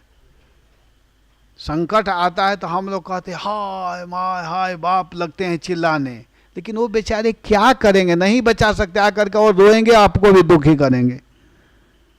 अगर संकट है तो भगवान के शरण में जाइए, संकट में भी और बिना संकट में भी। तो अपादयन आत्म विमोक्षणे चिरम, वह तुरंत अपने बुद्धि को भगवान के चरणों में लगाया, छुड़ाने में सर्वथा असमर्थ हो गया, और बहुत देर तक उसने अपने छुड़ाने का उपचार किया। अंत में वह इस निश्चय पर पहुंचा, किस निश्चय पर पहुंचा कि यह जो ग्राह है वह विधाता के द्वारा भेजा हुआ फांसी है। इसमें फंस करके मैं आतुर हो रहा हूँ। जब मुझे मेरे बराबर के हाथी भी नहीं बचा सके तो हथनियाँ क्या बचाएगी। इसलिए अब मैं संपूर्ण विश्व के एकमात्र आश्रय भगवान के शरण में चलता हूँ। ज्ञातयम अज्ञानमेवं न, गजेंद्र को समझ में आ गया कि हमारे बराबर के जब हमारे भाई बंधु नहीं बचा पा रहे हैं तो हमारी स्त्री क्या बचा सकती है। इसलिए वह सीधे भगवान के शरण में गया। जैसे कुंती महारानी के ऊपर जब संकट आया तो कुंती महारानी, भागवत के प्रथम स्कंद के 8वां अध्याय के 38 नंबर के श्लोक में वर्णन है कि कुंती महारानी भगवान के चरणों में के वयम नाम रूपाभ्याम यदुभी सह पांडवा भवतो दर्शनम यरि सीका नाम विवेशुतो हो। कुंती भगवान के सामने हाथ जोड़ करके कहने लगी कि आपके अलावा हे श्याम सुंदर मेरा कोई दूसरा गति नहीं है, आप ही मेरे आश्रय हैं, आप ही मेरे गति हैं, आप ही हमको रक्षा कर सकते हैं। आपने बहुत संकटों से बचाया, आप हम लोग को छोड़ करके मत जाइए, आपके बिना हम नहीं रह सकती हैं। इसी प्रकार गजेंद्र जो है भगवान के चरण का स्मरण करने लगा। इस तरह के विपत्ति को देख करके गजेंद्र ने समझ लिया कि यह विधाता की इच्छा है, इसमें किसी दूसरे का कुछ नहीं हो सकता है और इसमें मेरा ही कर्म का फल है, इसमें मैं किसी दूसरे को दोषी नहीं ठहराऊंगा, इस ग्रह का दोष नहीं है, इसमें मेरा दोष है। काऊ न काहू के सुख दुख कर दाता, निज कृत कर्म भोग सब भ्राता। सारे जीव सारे प्राणी अपने कर्म का ही फल भोगते हैं, कोई किसी को सुख देता है ना कोई किसी को दुख देता है। इसलिए यहाँ पर परीक्षित महाराज से सुखदेव गोस्वामी इस कथा को बता रहे हैं। और परीक्षित महाराज भी एक बार धर्म को संकट में दे करके पूछे थे, पूछा कि आपकी ऐसी गति कैसे हुई, धर्म को देखे कि उसका पैर टूटा है। तो महाराज परीक्षित पूछे, तो धर्म कहते हैं कि महाराज मैं सुना हूं कि जो अगर दूसरे का कोई शिकायत करता है, अगर कोई गलती किया है और उस गलती को अगर कोई बताता है कहता है तो उतना ही दोष उस पर भी लगता है, कहने वाले के ऊपर भी लगता है। तो इसको सुन करके महाराज परीक्षित तुरंत समझ गए और समझ गए, कह गए कि अच्छा धर्मम ब्रवीति धर्मज्ञ, धर्म की बात तो धर्म ही कर सकते हैं, आप धर्मराज हैं, तुरंत समझ गए थे। तो इस प्रकार की बात यहाँ पर कुंती महारानी भी कह रही है।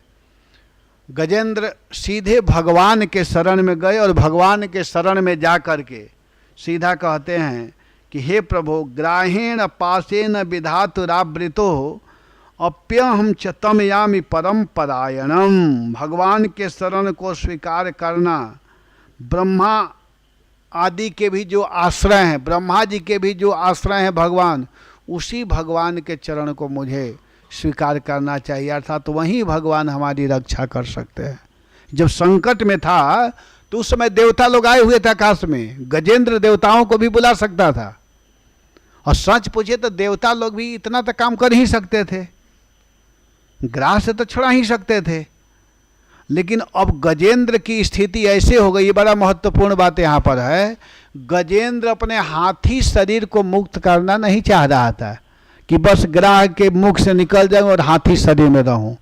वास्तविक ज्ञान अब गजेंद्र को हो चुका था, यहाँ पर ये महत्वपूर्ण बात है। इसीलिए गजेंद्र देवताओं को स्मरण नहीं किया। शंकर जी हैं, ब्रह्मा इंद्र वरुण बड़े बड़े देवता लोग सामने दिखाई दे रहे हैं गजेंद्र के सामने, लेकिन एक बार भी देवताओं को स्मरण गजेंद्र नहीं किया। ब्रह्मा जी सोच रहे थे कि एक बार भी कह देता कि हे ब्रह्मा जी आकर के बचाइए तो मैं तुरंत जाकर के छुड़ा देता। ब्रह्मा जी इसी प्रतीक्षा में थे कि एक बार भी तो कहे कि हे ब्रह्मा आओ हमारी रक्षा करो। शंकर जी त्रिशूल लेकर के बैठे हुए कि कब कहेगा नमः शिवाय और आकर के मैं रक्षा करूं, लेकिन एक बार भी शंकर नहीं नाम ले रहा है, नहीं ले, वो बड़ा सावधान है कि इन लोगों का नाम लूंगा ये लोग फिर इसी शरीर में हमको रख देंगे और इस शरीर से कोई लाभ होने वाला अब नहीं है। मैं देख लिया हूँ इस शरीर में दुख ही दुख है, संसार में केवल दुख है, इसीलिए किसी का नाम नहीं ले रहा है। देवी जी दुर्गा जी दिखाई दे रही है, दुर्गा जी सोचे कि हमको स्मरण कर ले, लेकिन गजेंद्र बिल्कुल नाम नहीं ले रहा है। क्यों नहीं ले रहा है? क्योंकि वह समझ रहा है अहम च तम यामि परम परायणम, मैं उस प्रभु के शरण में जाऊंगा, उस प्रभु का नाम गाऊंगा जिस प्रभु के शरण में ब्रह्मा जी जैसे बड़े बड़े देवता लोग अपने सिर को झुकाते हैं। मैं इन लोगों को क्यों नाम लूं? ये लोग खुद उस प्रभु के पास जाते हैं, भगवान का नाम लेते हैं, तो हम क्यों नहीं उनके नाम का स्मरण करेंगे? इसलिए वह सीधे भगवान का ध्यान करने लगा, भगवान का स्मरण करने लगा। यह कश्चनेशो बलिनुंत को रगाद प्रचंड वेगाद विधावतो भृशम भीतम प्रपन्नम परिपाति यद भयात मृत्यु प्रधावात्य रणम तमीमहि। मृत्यु भी भगवान के आदेश से किसी को मारती है, ये ध्यान देना। मृत्यु में यह सामर्थ्य नहीं है कि किसी को मार सके। जब भगवान आदेश देते हैं मद भयात तिवातोयम सूर्यस तपति मद भयात, भगवान के भय से सारा काम करते। मृत्यु भी भगवान के सामने हाथ जोड़ करके खड़ी रहती है कि प्रभु इसको मारूं कि छोड़ दूं। भगवान कहते हैं नहीं नहीं इसको मारना जरूरी है, तब वो मारती है, आगे बढ़ती है। उसका हिम्मत नहीं है कि एक डेग भी आगे बढ़ जाए, भगवान अगर चाह जाए कि इस भक्त को बचाना है, इस व्यक्ति को नहीं मरने देना है, तो मृत्यु भी कुछ नहीं कर सकती है। यहां पर गजेंद्र को समझ में आने लगा और गजेंद्र कहते हैं कि काल बड़ा बली है, यह सांप के समान बड़े प्रचंड वेग से सबको निगल जाने के लिए दौड़ता ही रहता है। इससे अत्यंत भयभीत होकर जो कोई भगवान की शरण में चला जाता है उसे वे प्रभु अवश्य ही बचा लेते हैं। उनके भय से भीत होकर मृत्यु भी अपना काम ठीक ठीक पूरा करता है, मृत्यु भी भयभीत हो जाता है। वही प्रभु सबके आश्रय हैं, मैं उन्हीं के शरण ग्रहण करता हूँ। तो इसका व्याख्या, इस श्लोक का व्याख्या मैं कल करूँगा अच्छा से, और फिर गजेंद्र मोक्ष चालू हो जाएगा। तो गजेंद्र की स्थिति अब सीधे भगवान के चरणों की ओर जाने लगा। क्यों जा रहा है कि पहले भजन किया था, पहले वह राजा शरीर में तपस्या किए थे। भजन किया हुआ कभी व्यर्थ नहीं जाता है, ये समझना चाहिए। उदाहरण देते हैं हम लोग कि जैसे आपके पास में पैसा है थोड़ा सा और मकान बनाना है, और मकान बनाना चालू किए और बनाते बनाते प्लेन्थ बराबर आया, तब तक पैसा खत्म हो गया। अब क्या करेंगे? तो कोई बात नहीं, रुके रहिए, फिर कुछ दिन पैसा कमाइए, पैसा आएगा, फिर जब पैसा आने के बाद मकान बनाएंगे तब नीचे से नहीं बनाना होगा, जहाँ बनाए हैं वहाँ से चालू होगा दीवार, है कि नहीं? तो भजन जो किए हैं वह व्यर्थ नहीं जाता है। आप लोग जो भजन किए हैं, किसी कारणवश अगर भजन छूट भी गया और दोबारा चालू करेंगे तो जहाँ से छूटा है वहीं से चालू हो जाता है। ये निष्फल नहीं होता है, व्यर्थ नहीं जाता है। लेकिन इसका मतलब यह नहीं है कि अब छोड़ दे, चलो बाद में फिर कर लेंगे, ये इसका अर्थ नहीं। सबसे तो अच्छा यही ना कि घर जब बनना चालू होता है एक बार में ही सब फाइनल हो जाए, है कि नहीं?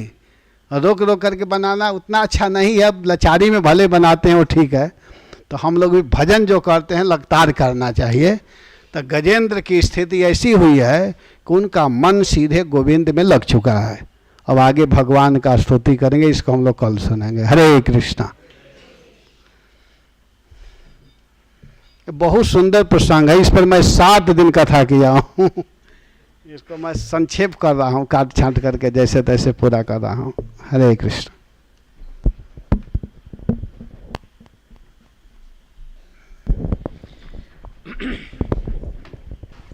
हरे कृष्ण। तो धन्यवाद देना चाहेंगे श्रीमान श्री कृष्ण प्रभु का आज की सुंदर कथा के लिए। 3 बार जोर से हरि बोल कह के हरि बोल हरि बोल हरि। आशा करते हैं आप सबको ये कथा अच्छी लग रही है। तो अगर ऐसा है तो कल भी आप आइए, क्योंकि कथा कल और परसों दोनों दिन जारी रहेगी और इसका समय रहेगा शाम को 7:10 से। तो कृपया आप इसकी जानकारी अन्यों को भी दें जिन्हें आप जानते हैं, और कहिए कि इस कथा में आए, शामिल हों, ताकि इसका लाभ हम सबको मिल सके। तो आज का प्रसादम पुरस्कृत किया है वृंदावन पालक प्रभु ने। इनका आज जन्मदिन है, तो सुकुमार प्रभु से रिक्वेस्ट करते हैं कृपया आगे आके मंदिर की तरफ से छोटी सी भेंट। ठीक है, तो वृंदावन पालक प्रभु के लिए हम प्रार्थना करते हैं एक बार हरे कृष्ण महामंत्र का उच्चारण करके, कि भगवान हमेशा अपनी सेवा में उन्हें बनाए रखें और उनके ऊपर विशेष कृपा करें आज के दिन भी। तो हरे कृष्णा कृष्णा कृष्णा हरे हरे, हरे राम राम राम। बहुत बहुत धन्यवाद। तो अभी शयन कीर्तन होगा और उसके बाद सभी लोग प्रसाद के लिए